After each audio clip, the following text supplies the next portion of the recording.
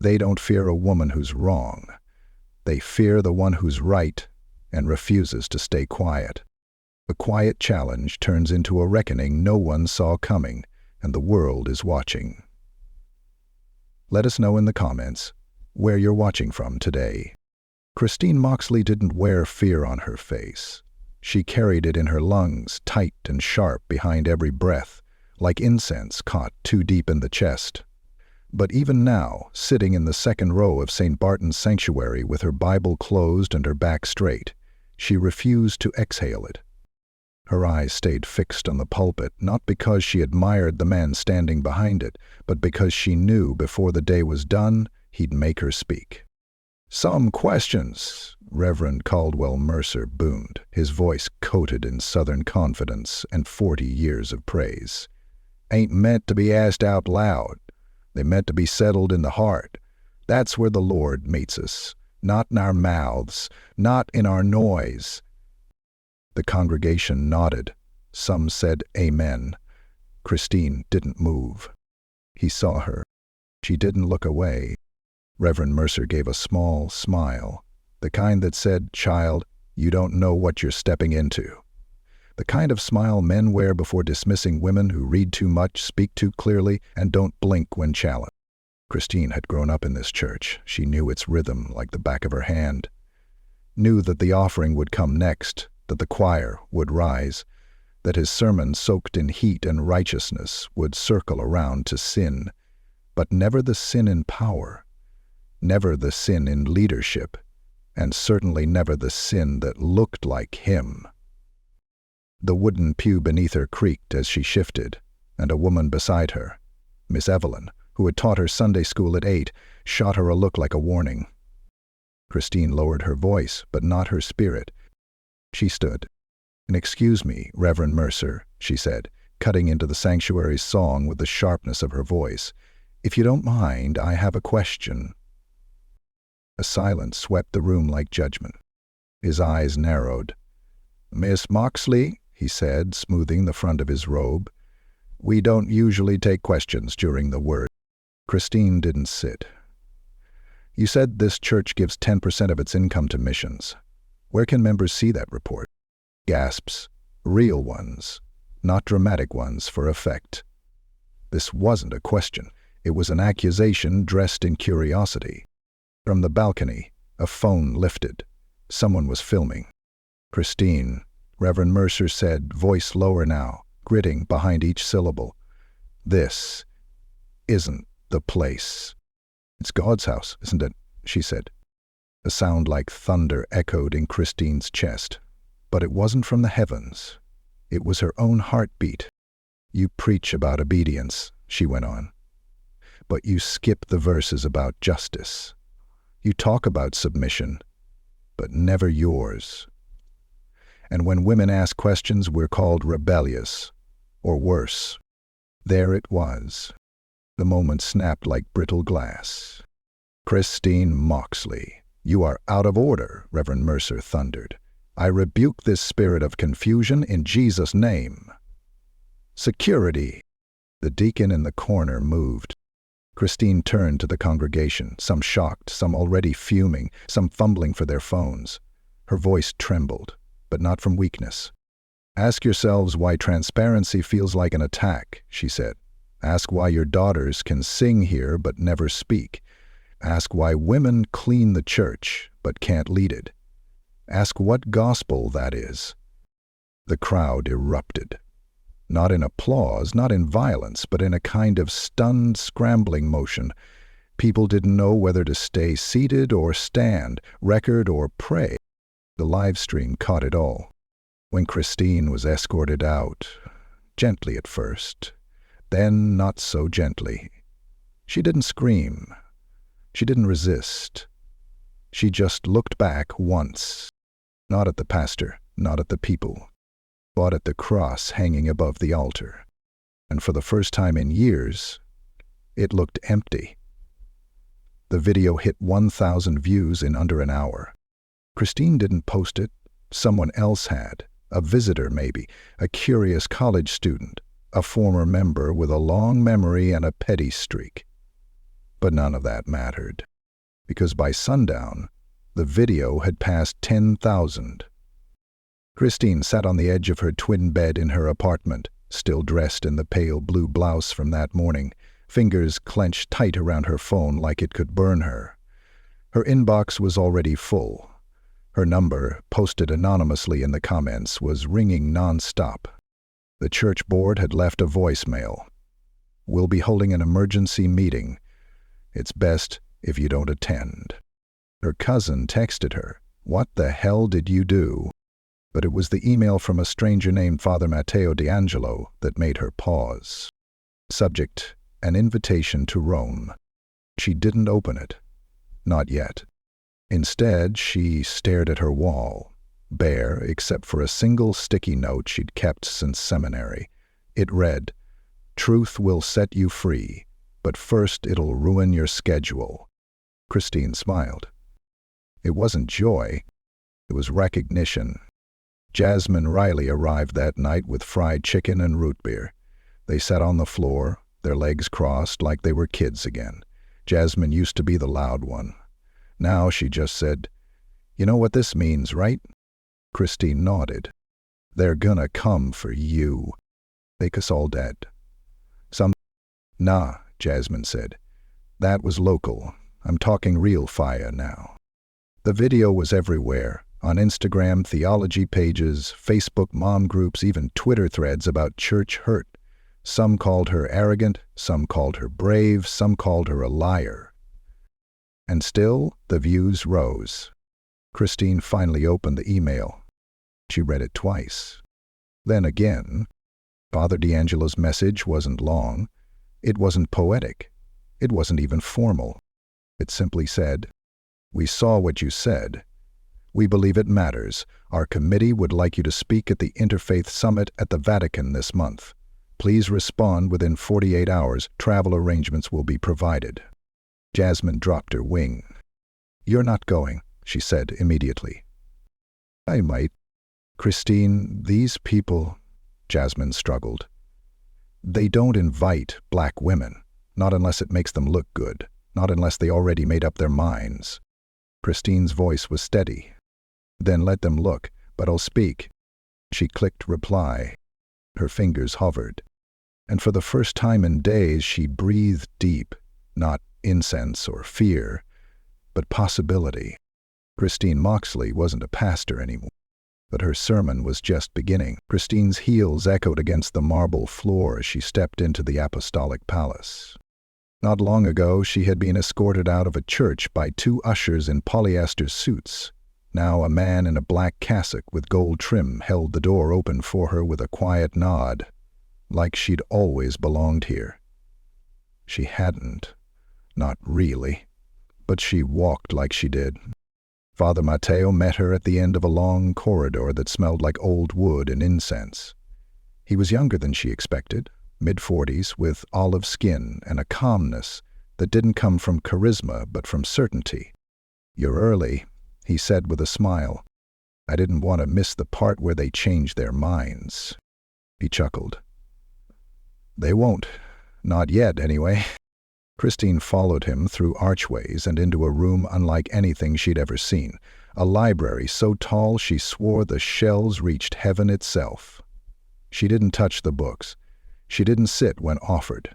She just asked, "Why me?" Father Matteo raised an eyebrow. "Because you asked the right question at the wrong time. That always means you're onto something."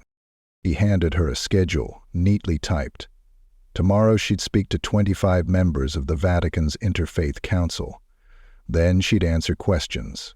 Then a closed-door session with 3 cardinals who hadn't publicly commented, but whose silence had spoken volumes. "I'm not Catholic," Christine said. "Neither is Justice," he replied. She turned to the stained glass windows, one of Mary, one of St. Paul, and one unfamiliar figure whose face was shadowed by a hood. A woman, maybe. The features were vague. Matteo saw her gaze. That one was added by a nun in the 1800s. No one knows who she meant it to be. People used to call her the unknown prophet. Christine nodded slowly. Sounds about right. That night in her hotel room, Christine laid out every note she'd written, every bullet point on identity, power, and spiritual accountability, but none of it felt right anymore. The sermon she'd brought was safe, measured, edited. It wasn't the voice that stood up in St. Barton's and asked where the money was going. It wasn't the woman people were quoting on TikTok. It wasn't her. She closed the notebook and started over. Back home, her old church held a prayer vigil against rebellion. The live stream showed Reverend Mercer with one hand raised and the other clutching a handkerchief, sweat dripping from his brow as he pleaded for a restoration of order. The choir hummed behind him. "When Zion forgets her place," he cried, "the whole city suffers." Christine watched it once, then closed the browser. She hadn't forgotten her place. She'd simply walked out of it. The next morning came early. The chair they gave her was smaller than the others. It faced a semicircle of men, mostly elderly, all dressed like the hierarchy they represented. There was only one woman in the room, an interpreter seated behind a glass partition. Christine saw her reflection in the glass, wondered how many women had spoken from this spot before. The moderator leaned forward. "Sister Moxley, the floor is yours." She didn't correct the title. Not this time. She stood and looked them all in the eyes before speaking. "I was thrown out of my church for asking where the money goes. But that's not what I came to talk about," she said. "I want to talk about silence. Not mine. Yours." A murmur rippled through the room, quickly hushed. Christine continued. "Silence is the most powerful doctrine the church has. It protects the abuser. It protects the wealthy. It protects the men who never had to question if God made them leaders, because everyone around them agreed. But ask a black woman why she speaks up in church, and the answer is never theological. It's survival." One of the cardinals shifted, uncomfortable. Christine let him. "I've been told I'm out of order, that my voice divides, that submission means I should sit down when told. But you invited me here because something in your gut tells you that maybe, just maybe, your gospel has holes in it." She paused. "And I don't want to fill them, I want to point to them." The silence that followed wasn't angry. It was quiet, like awe. Or maybe fear. Then came the questions. A German bishop asked if she believed her protest had undermined church unity.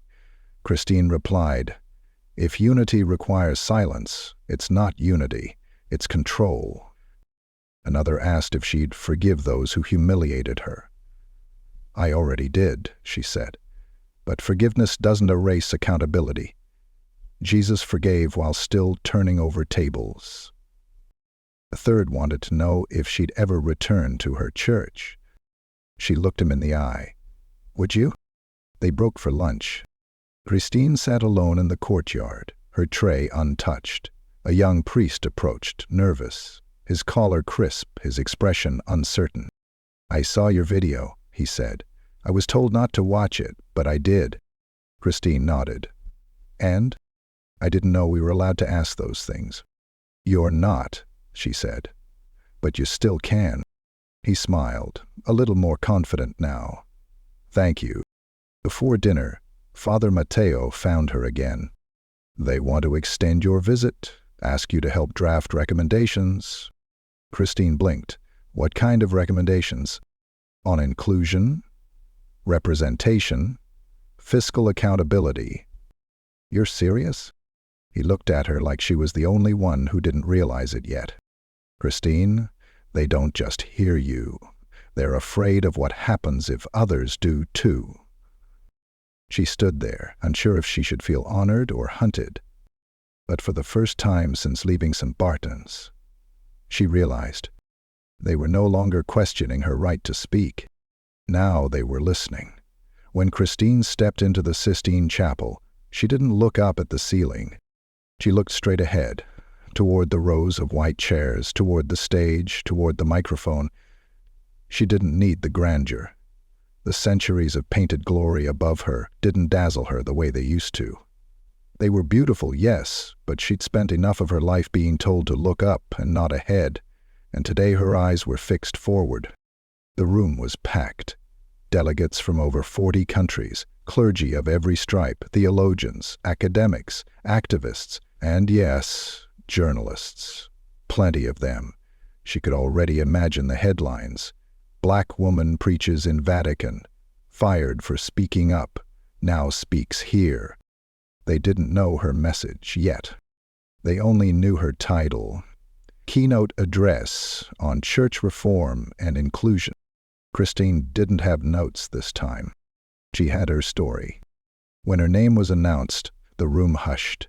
Even the cameras stopped clicking. There was something sacred about silence when it's offered freely. She walked slowly to the front, not dragging her feet, not charging forward, just walking like a woman who'd made peace with her own pace. Christine placed one hand on the podium. The other hung at her side. She looked at the crowd and smiled. 3 months ago, I was told to leave my church in the middle of a sermon, she said. They said I was out of order. They said I disrupted worship. They said I dishonored the pulpit. I paused. I thank God every day they did. Some laughed, softly, nervously. Christine leaned in. Because had I stayed silent, I wouldn't be here, and had I accepted their version of God, I would have missed him entirely. She didn't shout. She didn't pace. But her words landed like thunder. I'm not here to speak on behalf of all black women. I wouldn't dare. I'm here to speak from the place only I've been. The one where you ask, does anyone see this? And the answer is no. And still, you ask again. A few heads nodded, some closed their eyes. One woman near the front whispered, yes. Christine breathed in.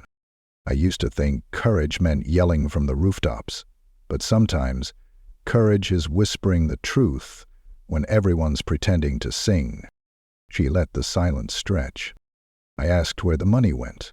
I asked why women were forbidden to preach. I asked why black members sat in the pews but never behind the pulpit.